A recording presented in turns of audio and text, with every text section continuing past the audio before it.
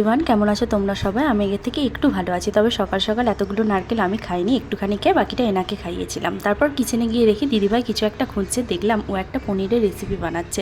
তাই ভাবলাম তোমাদের সাথে শেয়ার করি। তোমরা যদি এইটার রেসিপি জানতে চাও তাহলে আমাকে কমেন্ট করো, আমি এটার ফুল রেসিপি তোমাদেরকে দিয়ে দেবো।